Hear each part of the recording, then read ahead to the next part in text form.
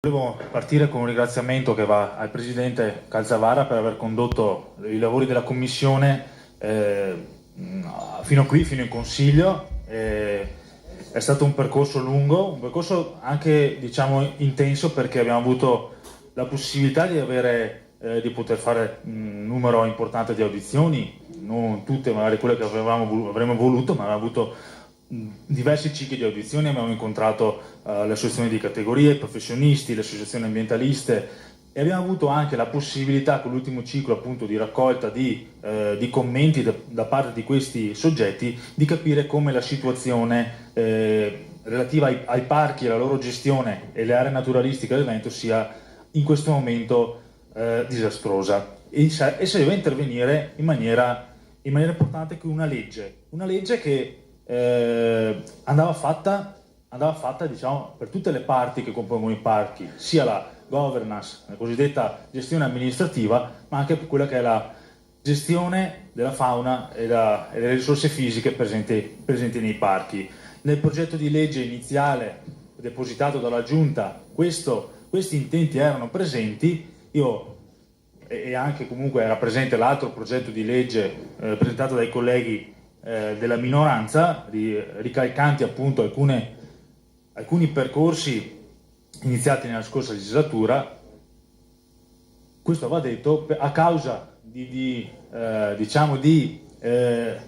dissensi interni alla maggioranza. Tutto l'aspetto relativo alla gestione della fauna e delle risorse naturali dei parchi e delle aree protette del Veneto, tutta questa parte che io ritengo essere ancora fondamentale, questa parte è stata stralciata, è stata eliminata. Ecco, questa è la più grande critica che anch'io pongo alla maggioranza che, ripeto, nel suo progetto di legge iniziale aveva un intento nobile, che era quello di andare a risolvere sia l'aspetto dei conti, ma anche poi quello della gestione pratica dei parchi, perché sappiamo molto bene, noi andremo a sistemare con questa legge, con questa parte di legge, probabilmente l'assetto amministrativo, ma ci sarà poi tutto il grosso problema della gestione appunto della fauna e della parte naturalistica dei parchi. E lì io vi invito, se avete problemi nella maggioranza, a trovare le collaborazioni. Come Movimento 5 Stelle siamo disponibili ad andare avanti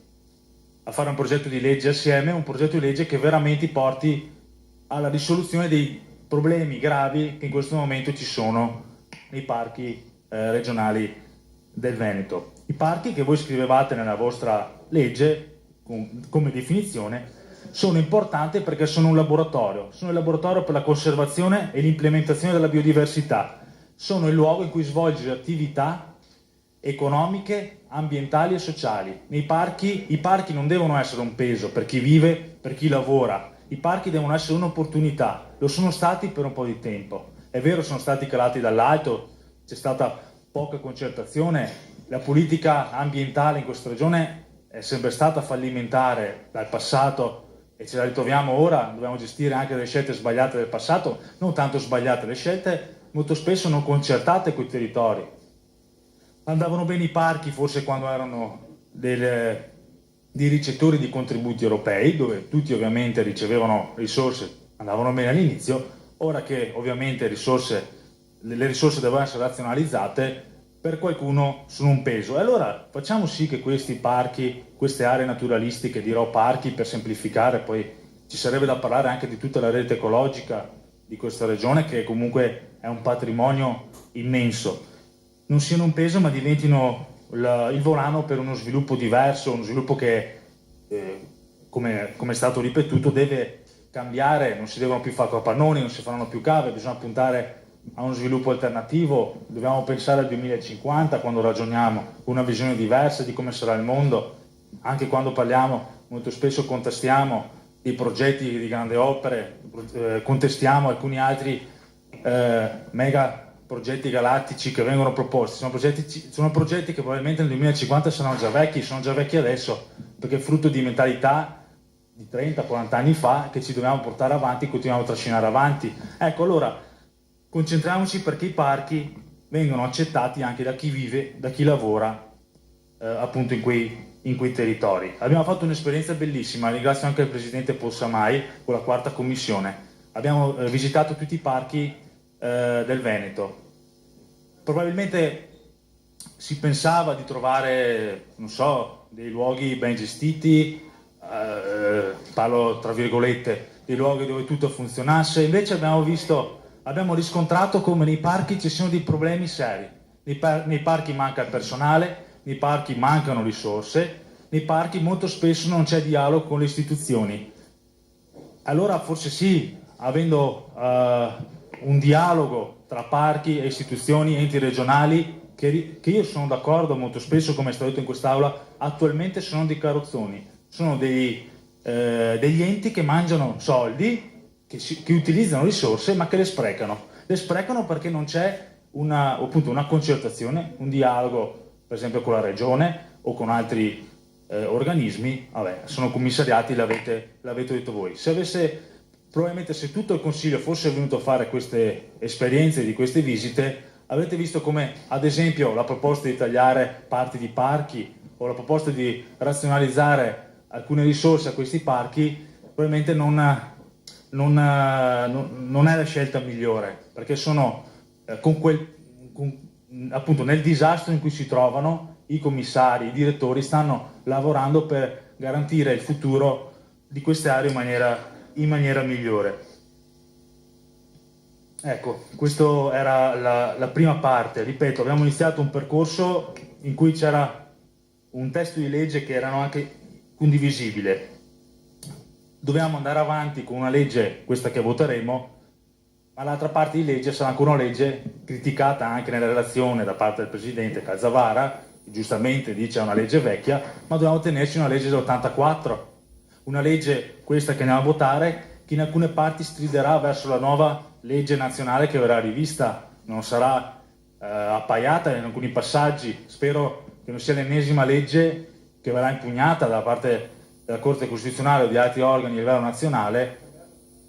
È cambiato governo, però spero che questa legge non verrà toccata, perché sarebbe l'ennesimo fallimento di una politica che appunto ha dimostrato di avere alcuni problemi. Spero che non sia una legge che questa fatta che miri solo a far bella figura, a risolvere i problemi di facciata e che si fermi qui senza poi andare a affrontare quello che ho detto prima, ovvero andare a risolvere dei problemi anche dal punto di vista naturalistici, e mi auguro che i componenti che verranno scelti da parte della Regione siano delle persone, delle figure che siano legate al territorio, che siano dei soggetti competenti. Abbiamo chiesto, io ho chiesto con i miei emendamenti, che fossero persone comunque con un grado di istruzione consono e legato alle attività che dovranno poi svolgere, che siano persone del territorio, che siano persone legate alle attività economiche del territorio. Forse era opportuno ma questo non per sminuire il ruolo della Giunta, ma come abbiamo fatto per altri provvedimenti in questa legislatura, che fossero stati scelti dal Consiglio regionale, perlomeno dopo un parere della Commissione competente. Abbiamo lavorato tanto, abbiamo prodotto un testo di legge, questo mezzo per cui si arriverà dal punto di vista amministrativo a risolvere i problemi che attualmente affliggono i parchi. Sarebbe stato almeno opportuno un parere della Commissione consigliare. Ho visto stamattina nel punto emendamenti che purtroppo tutti questi miei intenti verranno cassati. Io vi inviterò, lo farò anche in seguito, però sarebbe opportuno ragionare anche su quelle che poi devono essere, diciamo, le consulenze che dovranno avere le figure che si siederanno all'interno dei parchi, e mi auguro che si avvalgano anche di quei corsi, per esempio l'ho già citato, ma l'unico master universitario che esiste in questo ragionamento alla Ca' Foscari, guidato dal dottor Olivi, che è un master che sta formando persone appunto che si dovranno occupare della gestione della fauna e delle risorse naturali. Mi auguro che vengano rispettati i ruoli di tutti gli organi del parco, il comitato tecnico-scientifico, che ritengo sia molto importante, la consulta, che non deve essere solamente un posto in cui un luogo in cui è vero vengono inserite alcune associazioni, alcuni componenti, ma che non vengono ascoltati. Mi auguro e spero che le consulte vengano convocate più spesso di quanto è inserito in legge e che il loro parere venga ascoltato in maniera importante.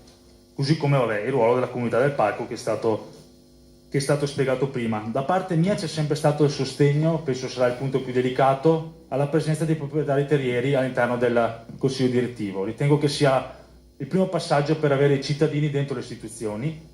Posso essere obiettivo, nel senso avrei preferito probabilmente che il proprietario terriero, ho visto l'emendamento che proporrete, fosse tra quelli, tra i soggetti scelti direttamente dal Presidente, così da lasciare più spazio all'extra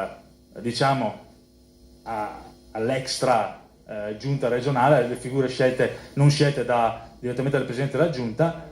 Voterò la presenza appunto dei proprietari terrieri, anche se rimango un po' critico. Avrei preferito appunto che fosse scelto e fosse una tra le persone scelte dal Consiglio, dal Presidente della Giunta. C'è un passaggio delicato, l'ho detto prima, abbiamo avuto modo di avere delle osservazioni, di raccogliere le ultime osservazioni dell'ultimo ciclo di audizioni, ed è la gestione dei beni patrimoniali dei comuni extra che erano delle comunità ma che non facevano parte del parco. Non vorrei che quei comuni dovessero pagare e perdere quei beni patrimoniali che avevano investito appunto per il sostegno del parco. Avevamo fatto un emendamento, no, faremo un emendamento o un ordine del giorno e mi auguro che venga accolto, perché questo è un punto particolare, era stato sollevato, mi ricordo, dall'assessore del comune di Crespadoro e da altri comuni, come la gestione dei beni demaniali, del demanio. Alcuni comuni, il comune di Dolceva ha chiesto la possibilità di gestirli come comune. Sono delle aree, sono delle riserve, sono delle proprietà appunto demaniali che ricadono all'interno dei comuni. È importante secondo me dare una risposta a quei comuni che chiedono di poterle gestire in modo autonomo. Avevo chiesto con gli emendamenti che le procedure di selezione del direttore e delle altre figure del Consiglio che verranno scelte dalla Regione dentro la comunità fossero fatte in modo più trasparente e magari, ripeto, con il passaggio all'interno del Consiglio regionale. Mi auguro, e vado a chiudere, che si proceda in fretta con la fase B, la legge che poi porterà a risolvere il problema anche della gestione dei parchi dal punto di vista naturale, e niente, e poi analizzeremo gli emendamenti fatti. Credo sia stato fatto comunque un lavoro, se parziale, comunque un primo passo, e in parte sono contento di aver partecipato ai lavori di questa commissione.